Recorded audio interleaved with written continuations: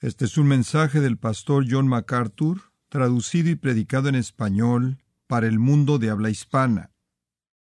En esta noche, conforme continuamos en nuestro estudio de las bienaventuranzas, regresamos a Mateo capítulo 5 y esta porción maravillosamente rica de las Escrituras, y aunque estas son afirmaciones muy cortas y versículos muy cortos, me hallo con la dificultad de cubrir en un mensaje todo lo que viene a la mente conforme las consideramos.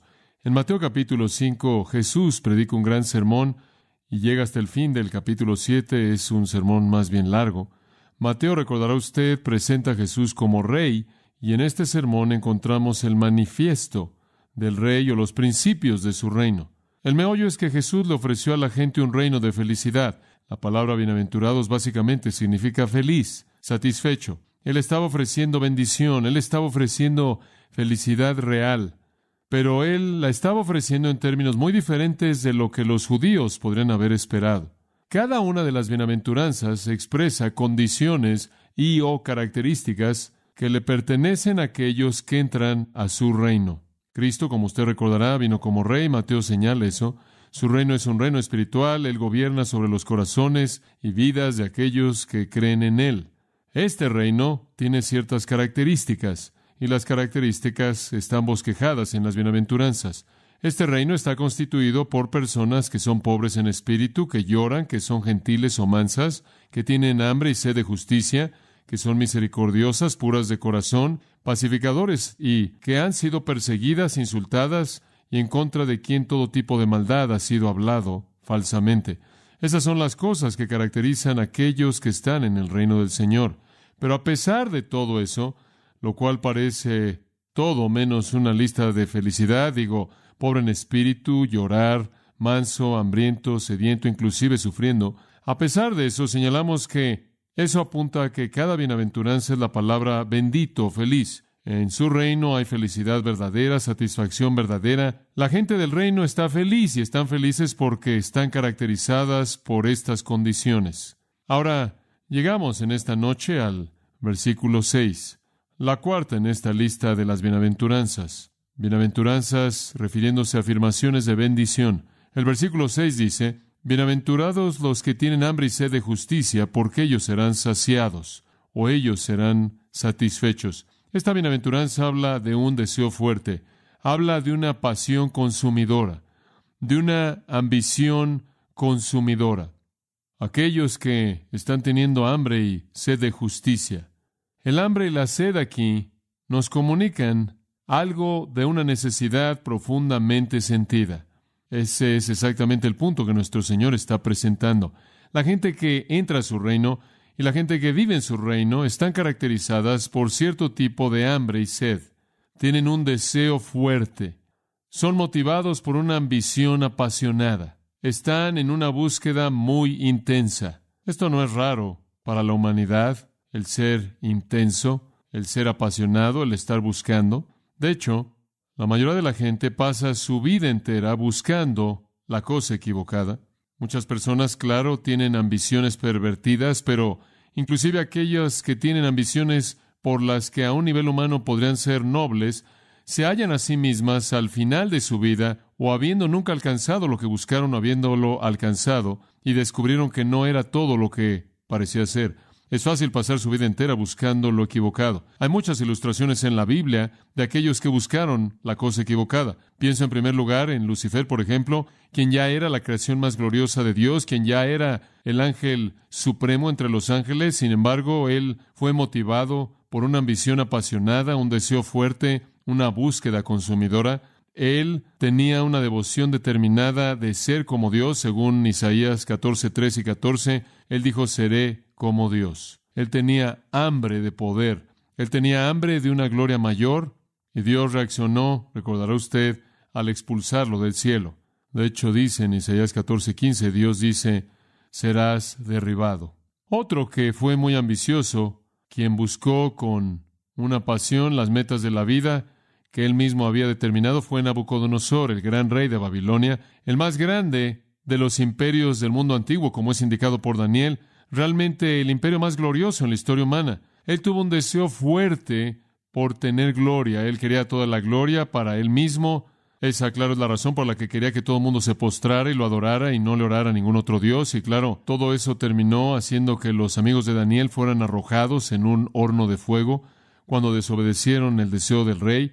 Pero en Daniel 4 y el versículo 30, el rey reflexionó y dijo, ¿no es esta Babilonia la grande, la cual yo mismo he construido como una residencia real por el poder de mi fuerza y para la gloria de mi majestad? Aquí estaba un individuo que tenía hambre de gloria, que tenía hambre de alabanza, y claro, Dios reaccionó a él, como usted recordará, al expulsarlo del palacio, al campo en donde él vivió como un animal durante 7 años. En esa situación su cabello creció, dice, como plumas de águila y sus uñas como garras de ave. Él perdió su mente, él fue privado de sus sentidos y se volvió un loco durante los siguientes 7 años cuando Dios lo castigó por su ambición pervertida. Recuerdo en el Nuevo Testamento a alguien más que tuvo una gran búsqueda en mente. Jesús cuenta la historia de uno quien generalmente es llamado el rico insensato. La historia está en Lucas capítulo 12 y merece por lo menos un comentario. Lucas 12:17. Lucas 12:17. Este cierto hombre rico, quien era muy productivo, él comenzó a razonar consigo mismo diciendo, ¿qué haré debido a que no tengo lugar para almacenar mis cultivos? El pensamiento de dárselas a alguien más nunca entró a su mente. Él dijo, esto es lo que haré. Derribaré mis graneros y construiré unos más grandes, y ahí almacenaré todo mi grano y mis bienes. La idea era, voy a consumirlo en mí mismo y nadie más, y únicamente voy a construir graneros más grandes para contenerlo. Y diré a mi alma, alma, muchos bienes tienes guardados para muchos años. Come, bebe, regocíjate y descansa. Aquí estaba un hombre que estaba buscando las posesiones, que estaba buscando el placer. Él nunca tuvo lo suficiente, él simplemente quería más y más y más. Y Jesús básicamente lo condenó en el versículo 20, diciendo que él era un insensato. Dios le dijo, necio, esta noche vienen a pedirte tu alma, y lo que tú has guardado, ¿de quién será? Así es el hombre que hace tesoro para sí mismo y no es rico para con Dios. Pero así es en el mundo, así es la vida en el mundo. La gente en el mundo busca la fama y la fortuna y la gloria y las posesiones. Méritos que les va a traer cierta cantidad de poder, o cierta cantidad de alabanza, o cierta cantidad de comodidad, o cierta cantidad de placer. Y algunas veces, debido a todas estas ambiciones equivocadas, la ambición en sí misma de alguna manera es menospreciada. Pero la ambición es una cosa maravillosa si la ambición es dirigida en el camino correcto. De hecho, eso es precisamente de lo que este pasaje está hablando. El apóstol Pablo, recuerda, le dijo a los corintios que él tenía una ambición, y su ambición era ser agradable a Dios. No hay nada de malo con ser motivado por una pasión. No hay nada de malo con buscar una meta. Y esa es la implicación aquí en Mateo capítulo 5, que la gente que entra al reino y la gente que vive en el reino es gente apasionada. Están muy conscientes de lo que no tienen y cuán desesperadamente lo quieren. Y eso es retratado en el lenguaje de tener hambre y sed. La gente en el reino tiene una pasión por algo. Tienen un deseo fuerte. Están buscándolo de manera ambiciosa. No es una cosa material, no es gloria mundana, u honra, o posesiones, es justicia. Y la justicia es para el ciudadano del reino lo que el alimento y el agua es para la persona natural. Esa es la razón por la que el paralelo es tan bueno.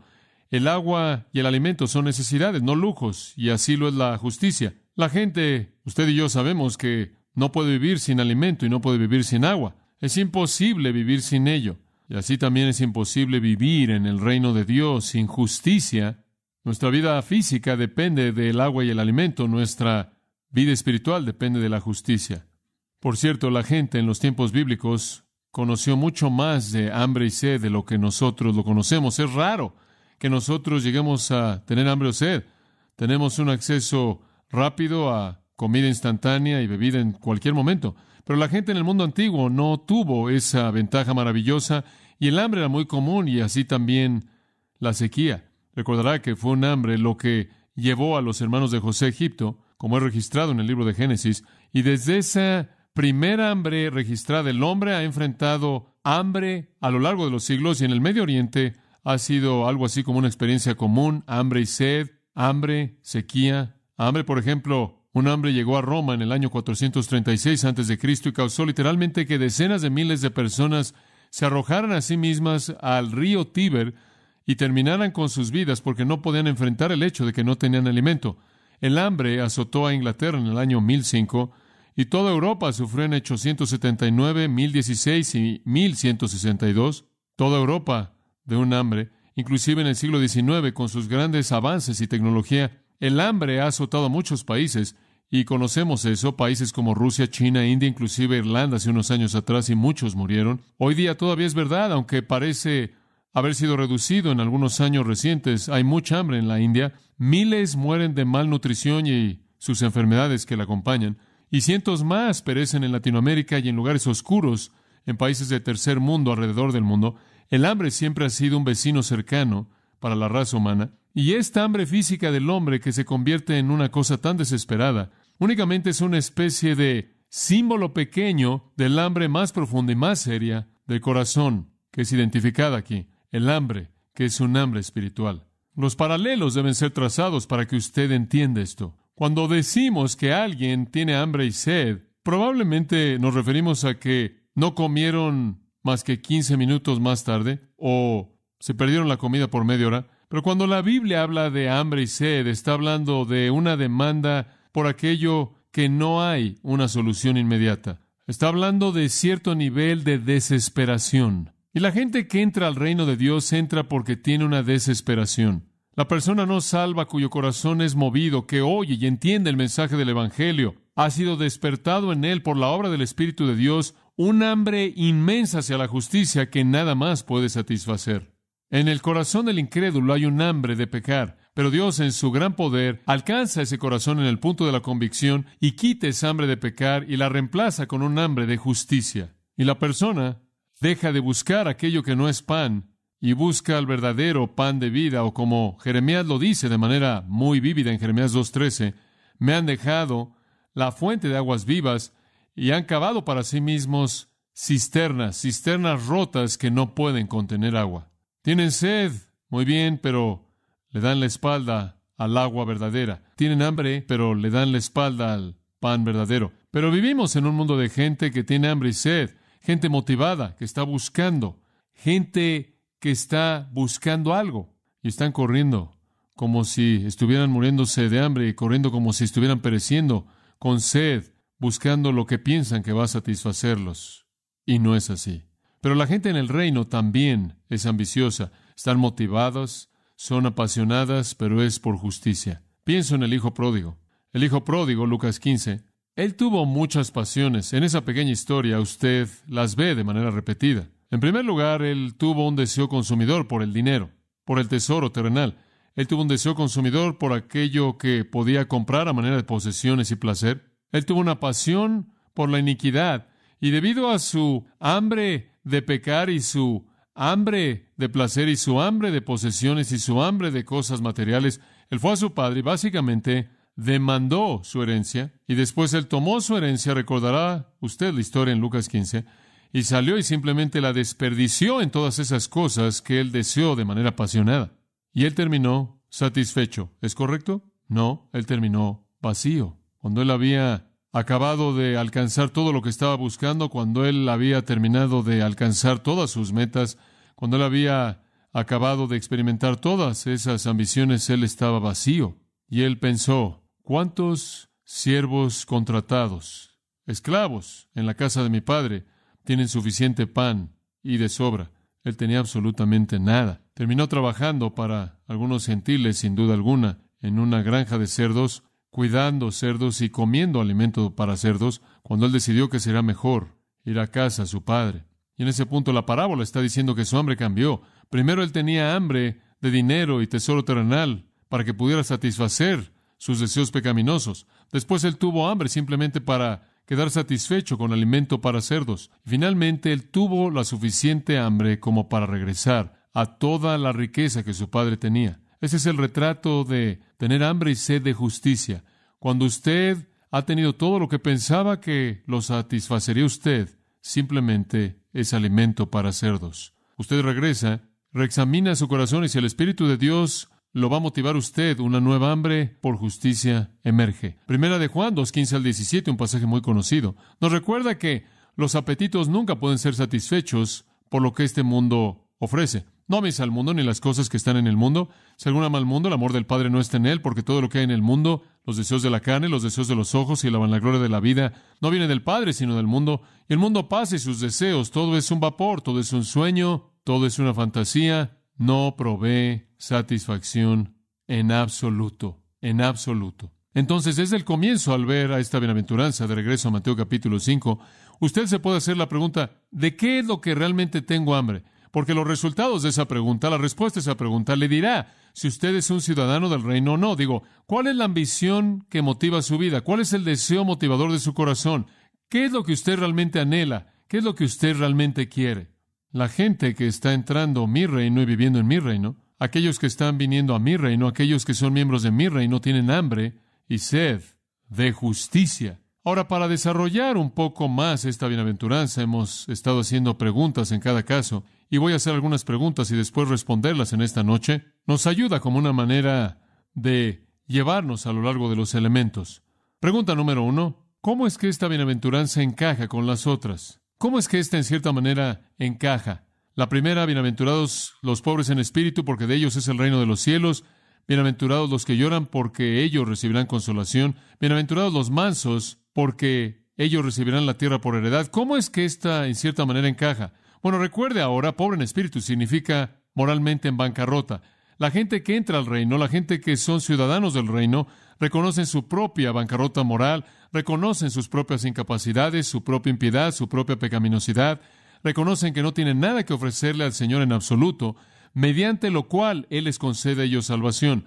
No proveen mérito, no pueden hacer nada para ganarse su gracia, y entonces hay una pobreza de espíritu, hay una bancarrota de espíritu. Eso produce en la segunda bienaventuranza lloro. Lloran por esa condición pecaminosa, y esa tristeza por esa condición pecaminosa produce mansedumbre.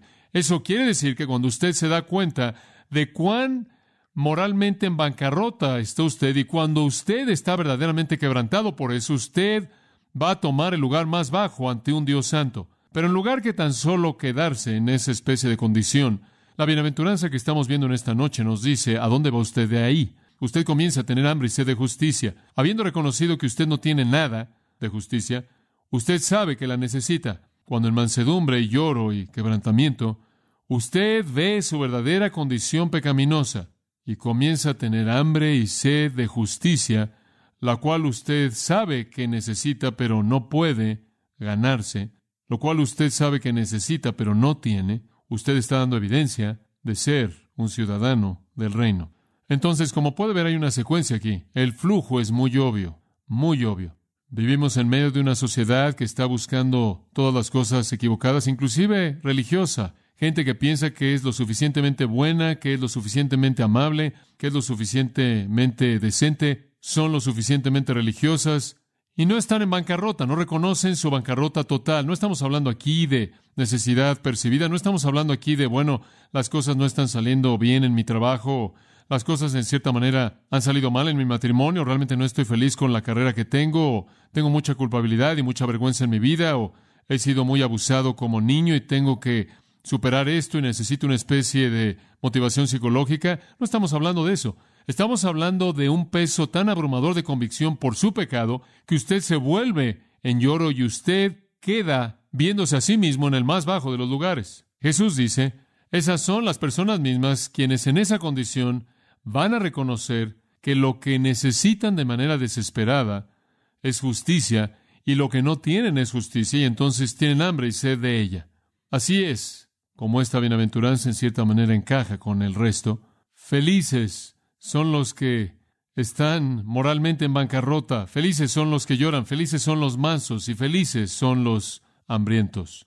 Y quiero enfatizar a lo largo de esta pequeña serie que estas son condiciones de entrada al reino y características constantes de gente del reino. Usted no deja de reconocer su bancarrota moral después de que usted entra al reino. Probablemente tiene un mayor entendimiento de ella ahora de lo que usted tuvo cuando fue convertido. Usted no deja de llorar por su pecado. Probablemente llora ahora más de lo que lloró en ese entonces, porque ahora conoce mucho más de su pecado y cómo Dios lo ve a partir del conocimiento incrementado de las Escrituras y debido a la batalla que se ha incrementado en contra de la carne. Usted no se siente más orgulloso Entre más tiempo ha estado usted en el reino, usted se siente más humilde. Entre más ha estado usted en el reino, porque entre más usted está cerca del Señor, el Rey, más de su gloria ve usted y más de su gloria ve usted y más reconoce que usted no es nada. Entonces, estas condiciones de entrada al reino también son características de aquellos que son gente del reino. Ahora, el versículo 6 también es una transición, no solo por lo que vino antes, sino por lo que viene después. Si usted nota, el versículo 7 dice, bienaventurados los misericordiosos, bienaventurados los limpios de corazón, bienaventurados los pacificadores. Escuche, es lo que sigue esta cuarta bienaventuranza.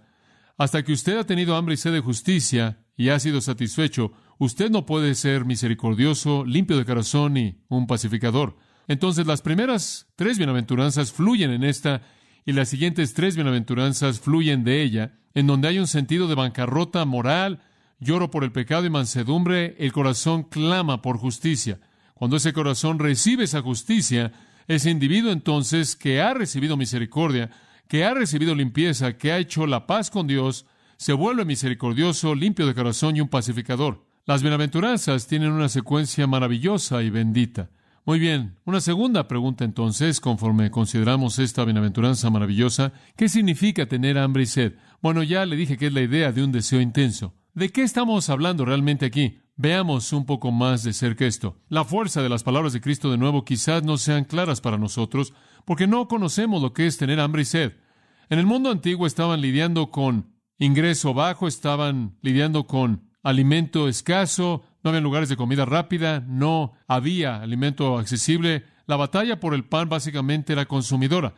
Tomaba todas las horas conscientes del día y todos los momentos de planeación de la noche, y habían tormentas de viento que destruían cultivos, vientos fuertes en el Medio Oriente, habían sequías. En ese contexto es que Cristo habla. La gente en mi reino es gente que busca justicia. Eso es lo que quieren. No están buscando prosperidad, no están buscando prosperidad material, no están buscando sanidades, no están buscando riqueza, no están buscando éxito, no están buscando salud, no están buscando que su matrimonio sea arreglado, no están buscando tener un ambiente más feliz, un mejor trabajo. No están pidiéndole a Dios que simplemente arregle su vida un poquito y arregle algunas cosas que no les gustan. Hay una desesperación en sus vidas, pero no tiene nada que ver con esos asuntos temporales.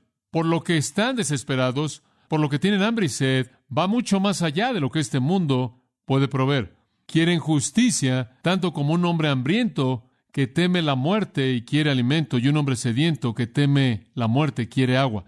La desesperación es la idea clave.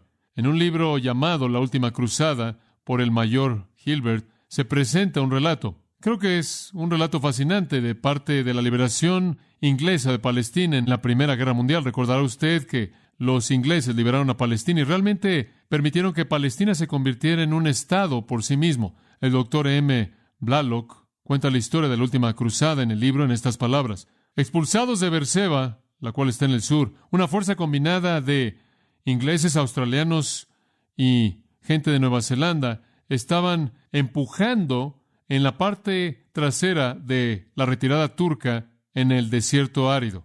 Los turcos, recordará usted, habían ocupado ese lugar hasta que fueron liberados por los ingleses. El ataque se distanció de la caravana de camellos que llevaban el agua. En otras palabras, los soldados estaban muy lejos de su provisión de agua. Las botellas de agua estaban vacías. El sol resplandecía sin misericordia en un cielo en donde las aves de rapiña daban vueltas con expectativa. Nuestras cabezas nos dolían, escribe Hilbert. Nuestros ojos estaban rojos, irritados. Nuestros ojos estaban rojos y no veían bien en medio del resplandor enceguecedor. Nuestras lenguas comenzaron a hincharse. Nuestros labios adquirieron un color morado negro y se partieron. Aquellos que se salieron de la columna nunca volvieron a ser vistos. Pero las fuerzas desesperadas lucharon hasta Sherria. Habían pozos en Sherria y no habían podido tomar el lugar para cuando cayó la noche. Miles estaban condenados a morir de sed. Tenían que esforzarse por llegar a donde había algo de agua a morir. Peleamos ese día, escribe Hilbert, conforme nuestros hombres pelearon por sus vidas. Entramos a la estación de Sharia, apenas pisando los talones de los turcos que estaban retirándose. Los primeros objetos que vimos fueron las grandes cisternas de agua llenas de agua fría, cristalina, que podíamos tomar, y el aire de la noche tranquila. El sonido de agua entrando en los tanques podía ser oído de manera distintiva, enloqueciendo en su cercanía. Sin embargo, ni un hombre murmuró cuando se dieron las órdenes para que el batallón se detuviera frente a las cisternas. Él describe las prioridades estrictas. Los heridos, aquellos que tenían el deber de vigilar, entonces compañía por compañía, ese fue el orden. Tomó 4 horas antes de que el último hombre tomara su último trago de agua. En todo ese tiempo habían estado de pie a unos metros de un muro de piedra bajo del otro lado, del cual habían miles de galones de agua. Creo yo, el mayor Gilbert concluye, que todos aprendimos nuestra primera lección real de la Biblia en la marcha de Berseba hasta los pozos de Shería. Si así fuera nuestra sed por Dios, escribió él, por la justicia, por su voluntad en nuestra vida, un deseo consumidor que absorbe todo, cuán ricos en el fruto del Espíritu seríamos. Y eso es exactamente lo que es. Inclusive los términos griegos apoyan esta idea intensa. Observe la palabra hambre, peinantes, del verbo peino, tener sed, sufrir, padecer necesidad, estar en necesidad. Después la palabra sed, dipsao, Jesús la usó cuando él dijo, tengo sed, sufrir sed, dipsantes en este caso, 2 participios, los impulsos más fuertes en la esfera natural, la necesidad de alimento y la necesidad de agua. Ambos, por cierto, son participios de tiempo presente, acción continua, mostrando que este es un estilo de vida, un hambre constante, una sed constante de justicia. Me recuerda a Moisés, a quien se le había dado la ley de Dios, Moisés, quien había visto la gloria de Dios. En obediencia, recordará usted, al mandato de Dios, él levantó el tabernáculo, y cuando el tabernáculo fue terminado, él entró al tabernáculo y a la presencia de Dios al mismo tiempo, y ahí él hizo una petición que revela lo que realmente estaba en su corazón. Éxodo 33:3, él dice, muéstrame ahora tu camino para que te conozca. Y en el versículo 18 él dice, te ruego, Dios, muéstrame tu gloria. ¿Cuál es el punto? Todo lo que Dios ya le había mostrado solo fue suficiente para crear un apetito mayor para más. Él no hizo una oración de gratitud habiendo visto la gloria de Dios, habiendo visto la mano de Dios en las maneras maravillosas en las que Dios se había revelado a sí mismo hasta ese punto. Él no dijo, es suficiente, muchas gracias. Él dijo, muéstrame más. David caminó en una comunión tan cercana con Dios que le escribió salmos acerca de la presencia de Dios. Muchos de los salmos hablan de cómo Dios disfrutó y se regocijó en la presencia del Señor, y cómo Él mismo fue consolado y cómo su pueblo fue consolado por la presencia del Señor. Fue David quien dijo, Jehová es mi pastor, nada me faltará.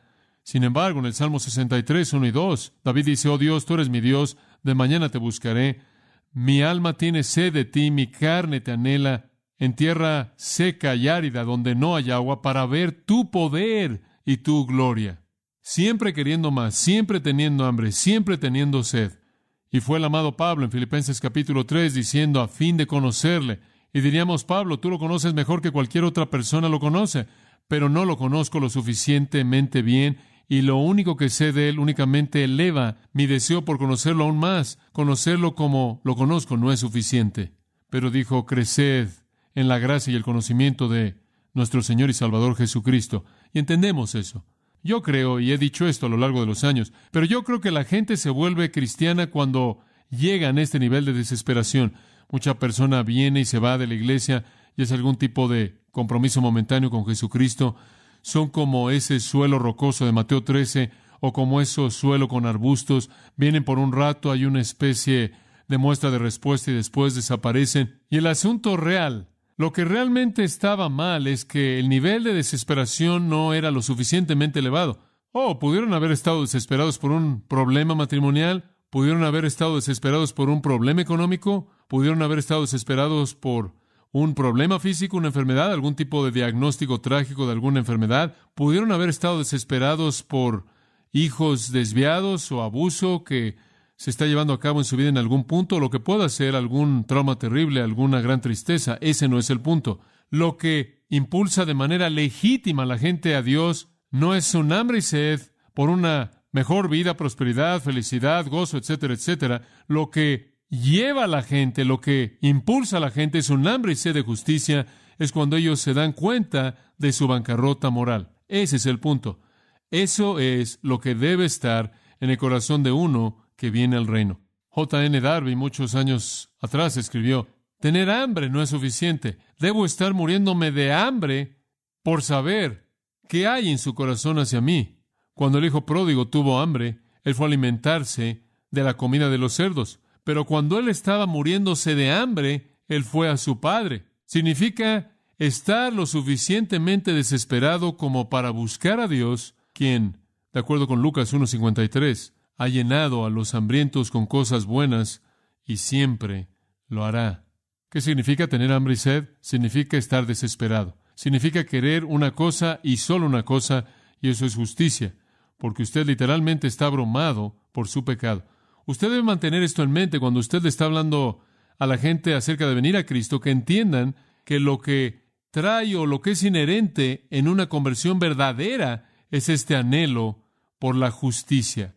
Ahora, la tercera pregunta entonces sería, ¿cuál es el objetivo de este deseo? Bueno, el objetivo es recibir justicia. Él no dice recibir felicidad. No tienen hambre y sed de felicidad. Están teniendo hambre y sed de justicia. Esa es la razón por la que están felices. Usted no busca la felicidad de manera directa. Dios la da. Él bendice a aquellos que están abrumados por su bancarrota moral, que están abrumados por su pecado y llorando, que son mansos y humildes y bajos, que están buscando de manera apasionada y desesperada la justicia. No están buscando la felicidad, simplemente la reciben de Dios. El que busca la felicidad generalmente está condenado a la miseria. La gente que viene a la iglesia y escucha el Evangelio y hace algún movimiento hacia Cristo porque quieren que Jesús los haga felices, no entienden el punto. Serían como el hombre con una enfermedad mortal que quiere ir al anestesiólogo y simplemente pedirle que le dé una inyección para que no sienta dolor alguno.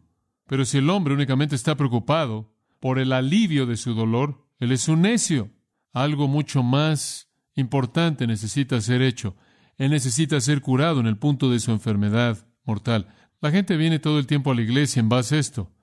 Viene todo el tiempo porque algo está mal en su vida, o están molestos, o ha entrado a su vida una ausencia de satisfacción, o han estado viviendo mucho tiempo y todas sus metas se han desvanecido y todas sus relaciones se han desintegrado y sus hijos se han vuelto una decepción y etcétera, etcétera, etcétera.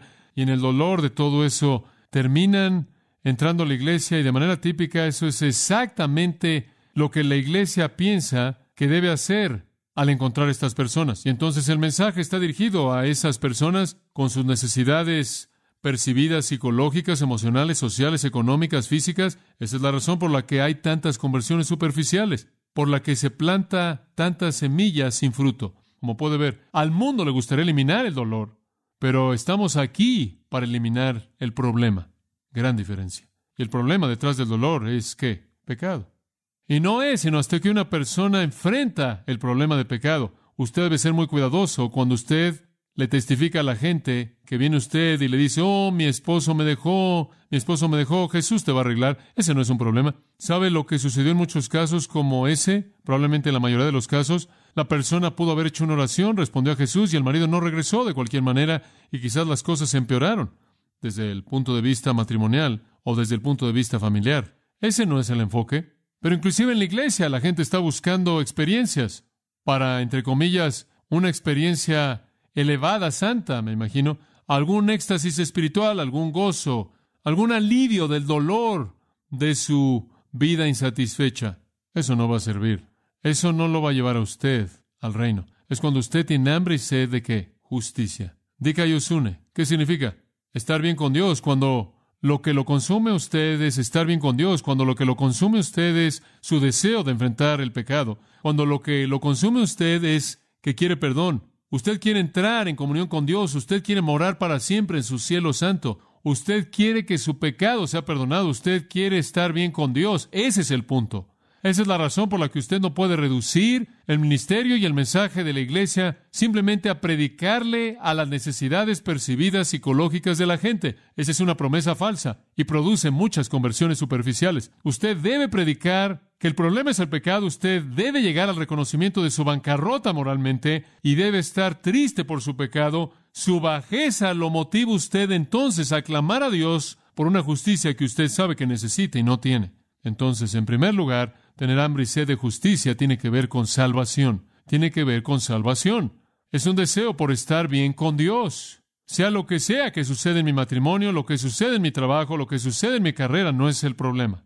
Lo que suceda con mis hijos, lo que suceda en los problemas de la vida, las tristezas de la vida, las malas noticias que he recibido, mi enfermedad, lo que sea, ese no es el problema. El problema es un asunto eterno y tiene que ver con mi relación con el Dios eterno. Tiene que ver con mi problema de pecado.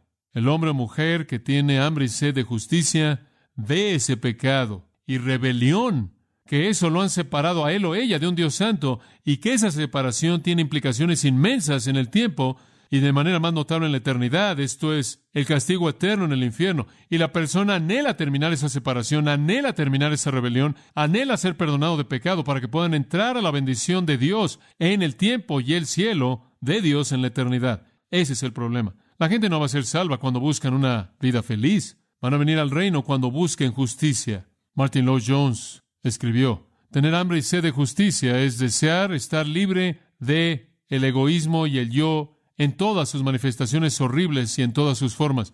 Cuando consideramos al hombre que es manso, vimos que lo que eso realmente significa es que él está libre de sí mismo en toda forma, toda preocupación personal, toda soberbia, toda jactancia, toda protección personal, sensibilidad, siempre imaginando que la gente está en contra de él, y un deseo por protegerse a sí mismo y glorificarse a sí mismo. Eso es lo que lleva a peleas entre individuos. Eso es lo que lleva a peleas entre naciones, la afirmación personal. Pero el hombre que tiene hambre y sed de justicia es un hombre que anhela ser libre de todo eso. Él quiere ser librado de la preocupación personal en toda forma y manifestación. ¿Y sabe usted lo que es notable? Él no lo dice, pero es verdad. Lo que es notable es que él está abrumado porque la cosa que es más real acerca de sí mismo, más verdadera, es que él es impío y pecaminoso. Eso es lo que inicia la salvación. De hecho, en muchos pasajes del Antiguo Testamento, la justicia es sinónima de salvación. No voy a tomar tiempo para desarrollar eso, pero puedo pensar por lo menos en media docena de veces en el libro de Isaías, en donde la justicia y la salvación son equiparadas.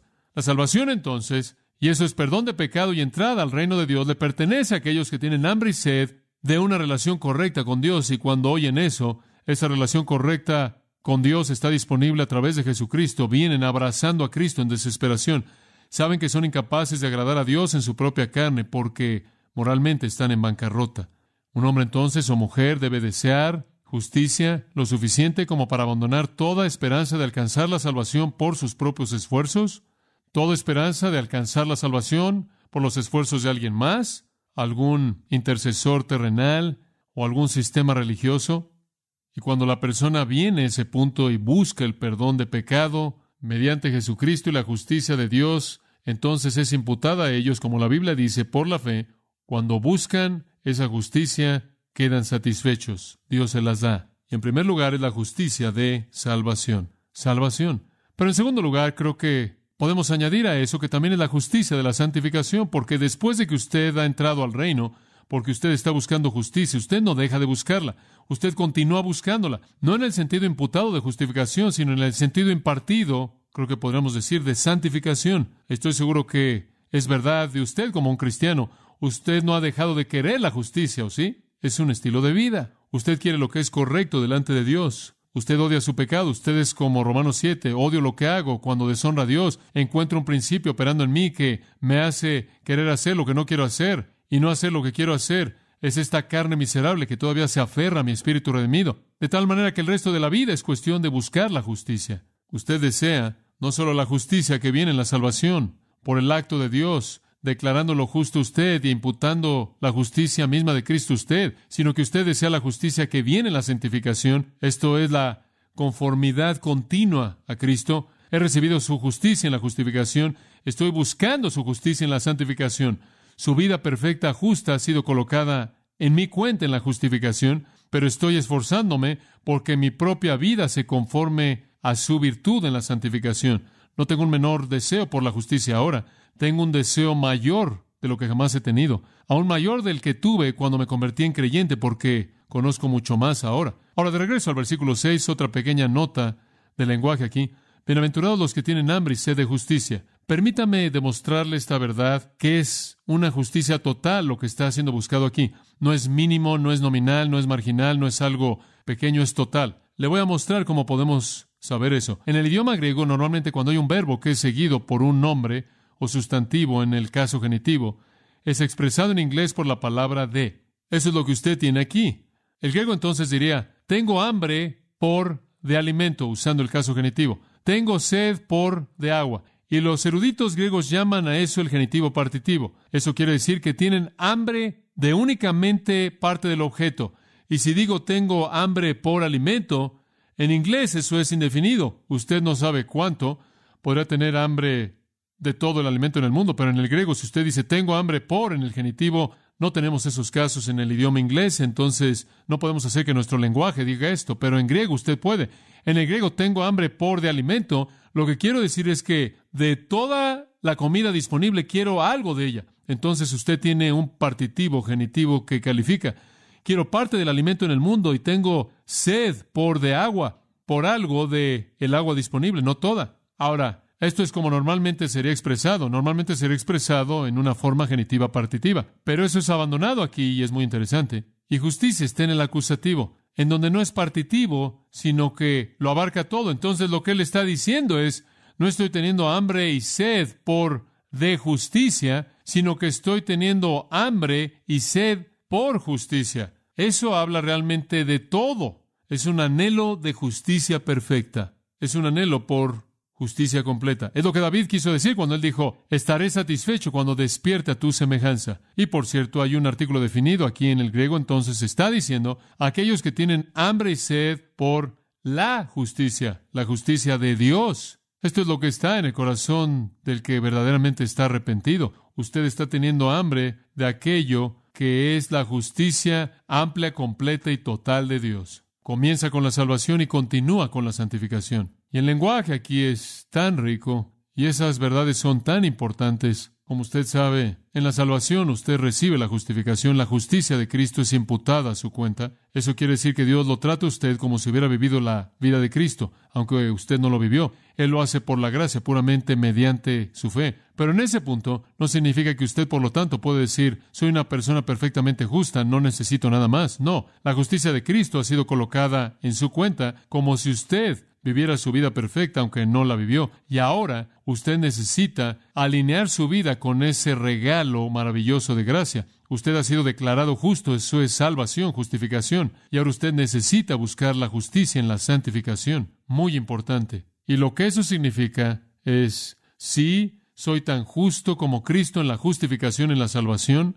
Eso es exactamente lo que Pablo estaba diciendo cuando dijo, prosigo a la meta, al premio del supremo llamamiento de Dios en Cristo Jesús. ¿Cuál es el premio del supremo llamamiento? Bueno, cuando usted es llamado a lo alto, ¿cuál es el premio? Ser como Cristo. Pablo dice, ese es el premio y esa es la meta, quiero ser como Cristo. Pablo le dijo a los Gálatas, sufro dolores hasta que Cristo sea formado completamente en vosotros. Oh, ser como tú, querido Jesús, mi ruego. Simplemente saber que tú estás formado de manera completa en mí, ese es el punto. De tal manera que en su vida cristiana usted continúa buscando la justicia manifiesta en Jesucristo. Y todos sabemos que no lo hemos alcanzado. Pablo dice, no que lo haya alcanzado ya, Filipenses 3, sino que prosigo, la busco. Hay cierta ambivalencia en la que yo como creyente estoy totalmente satisfecho con mi justificación y totalmente insatisfecho con mi santificación. ¿Entiende eso? Ahora, ¿cuál es el resultado? Bueno, el resultado es dado en el versículo 6. Ellos serán saciados y bendecidos. La búsqueda de la justicia trae satisfacción. Si usted la busca, usted la recibe. Ellos serán saciados es una palabra literal para alimentar animales, para alimentarlos de tal manera que están llenos, satisfaciéndolos. Cuando usted viene a Dios y usted busca toda su justicia, usted la recibe toda. Cuando usted únicamente va a ser satisfecho por su justicia, Él la dará. El verbo cortazo significa estar realmente satisfecho, totalmente lleno. Salmo 107:9 dice, porque Él satisface el alma que anhela y llena al alma hambrienta de bondad. Salmo 34:10 dice, aquellos que buscan a Jehová no carecerán de ninguna cosa buena. ¿Y qué dijo el salmista? Jehová es mi pastor. ¿Cuál es la siguiente línea? Nada me faltará. Y más adelante, mi copa está rebosando. Jeremías 31:14, Jeremías dijo, mi pueblo será satisfecho con mi bondad, dijo Jehová. Será bendecido, Efesios 1, con toda bendición espiritual en los lugares celestiales en Cristo Jesús. Podrá usted hacer mucho más allá de lo que puede pedir o pensar. Usted tendrá toda la plenitud de Cristo morando en usted. Todas las riquezas y tesoros de la deidad están en Él, y todo lo que Él es mora en usted. Eso es lo que significa estar satisfecho. Usted está buscando la justicia de Cristo para que le sea imputada a usted en la salvación. Usted la recibirá. Usted está buscando ser conformado a la imagen de Cristo en la santificación. Conforme usted busca eso, Dios en su gracia le concederá eso a usted hasta que un día, cuando usted sea hecho como Él, porque le verá tal como Él es, 1 Juan 3:2. Y ahí viene la felicidad. Ahora, finalmente, una pregunta personal. ¿Cómo sé si realmente estoy teniendo hambre y sed de justicia? ¿Cómo realizo aquí un pequeño inventario? Unas cuantas preguntas, usted las puede responder a sí mismo. Número 1, ¿está usted insatisfecho consigo mismo? ¿Realmente usted es una persona que dice, miserable de mí? Romanos 7. ¿Siente que continuamente está quedándose corto? ¿Siente un dolor continuo porque siempre queda corto? ¿Está usted más triste porque usted sabe que Dios es deshonrado? ¿Más por eso que por saber que su cónyuge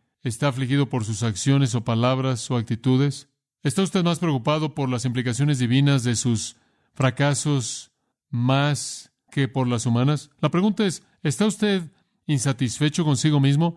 Y alguien que realmente está buscando la justicia, alguien que es un hijo del reino, va a responder, sí, entiendo esa insatisfacción. Y sabe, conforme crece como cristiano, usted va a tener una mayor hambre de justicia, porque entre más maduro usted se vuelve como creyente, más grande le parecerá su pecado a usted y más insatisfecho se volverá. Realmente es algo extraño en que vivir. Entre más tiempo es usted un cristiano, entre más tiempo ha usted caminando fielmente con el Señor, el pecado decrece más. Pero aunque pueda haber menos pecado frecuente, es más terrible para usted porque usted ha cultivado anhelos tan sublimes. Segunda pregunta.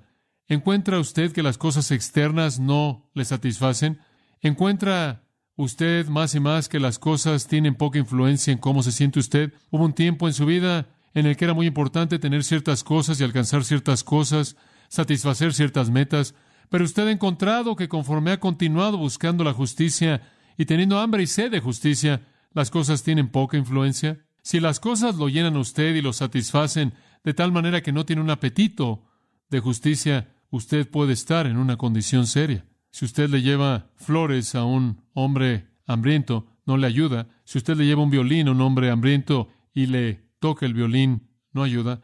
Si usted le platica algo agradable, no le ayuda. Nada lo va a llenar más que el alimento. Y un hombre sediento no quiere una melodía y no quiere un arroz, él quiere algo de tomar. Usted tiene que hacerse la pregunta, ¿puedo estar satisfecho con cosas externas? Tercera pregunta, ¿tengo un mayor apetito por la palabra? Creo que esa es una pregunta apropiada. Si usted quiere saber si está teniendo hambre y sed de justicia, anhela estar en la palabra, ama la verdad de Dios, ama las Escrituras, le encanta leer la palabra de Dios, le encanta leer acerca de la palabra de Dios, tiene este anhelo por incrementar su conocimiento de Dios para que usted, al conocerlo, pueda imitarlo más. Otra pregunta, ¿acaso las cosas de Dios le son preciadas? ¿Acaso usted prueba la gracia de Dios? ¿Se encuentra a sí mismo habiendo probado que el Señor es bueno como Pedro lo dijo y no puede tener lo suficiente? Otra pregunta, ¿acaso su hambre y sed es incondicional? Absolutamente incondicional. Señor, simplemente quiero tu justicia, quiero tu virtud en mi vida, sea cual sea el precio. Salmo 119:20. Mi alma está quebrantada por el anhelo que tiene por tus juicios. Literalmente, simplemente me estoy despedazando por desesperación. Isaías dijo en el 26:9, con mi alma te he deseado en la noche, sí, con mi espíritu dentro de mí te buscaré temprano. Salmo 63, la sed de David por Dios fue temprana. Simplemente hay una pasión, es algo contundente. Esto es algo muy básico y es un lugar para realizar el inventario más estratégico y más esencial en su propio corazón. Si hay alguna pregunta acerca de su anhelo de justicia, si usted se está encontrando a sí mismo diciendo no cuando pregunta, ¿acaso realmente tengo hambre y sed de justicia? Bien podría ser que usted no es cristiano. Usted nunca realmente ha llegado al lugar en donde usted ha cumplido con este requisito para entrar. O podría ser que usted es un cristiano que se ha alejado tanto de las prioridades, está tan lejos de la calidez, de la respuesta espiritual apropiada. Usted se ha permitido estar enamorado con cosas perecederas. En cualquiera de los casos, un inventario es apropiado para que examine su condición y arregle su vida delante de Dios, para que se vuelva misericordioso, limpio de corazón y un pacificador, y por ello será perseguido. Ese es el patrón. Gracias al Señor, ¿verdad? Bueno, seguiremos en un par de domingos por la noche. Por ahora, acompáñenme en oración. Continuamente estamos abrumados, Dios nuestro, ante la inmensidad del tesoro de las Escrituras. Ni siquiera podemos tocar la superficie de todo lo que podría ser dicho acerca del concepto rico de tener hambre y sed de justicia y estar satisfecho. Señor, como oro, porque lo que ha sido dicho haya sido claro, cautivador, que convenza de pecado y nos haya llevado a todos a una evaluación honesta, real de nuestros corazones. Señor, todos admitimos que estamos teniendo hambre de una justicia que sabemos que no tenemos. Solo si tú nos concedes la justicia de Cristo en la justificación y si por tu Espíritu nos conformas a su imagen en la santificación, el hambre puede ser satisfecha. Pero esos son anhelos santos, esas son aspiraciones justas que le pertenecen a gente del reino. Padre, haz que esto sea claro en nuestras mentes para que nos examinemos a nosotros mismos y para que podamos ayudar a otros a entender también estas palabras penetrantes, profundas de nuestro Salvador mismo, en cuyo nombre lo pedimos. Amén.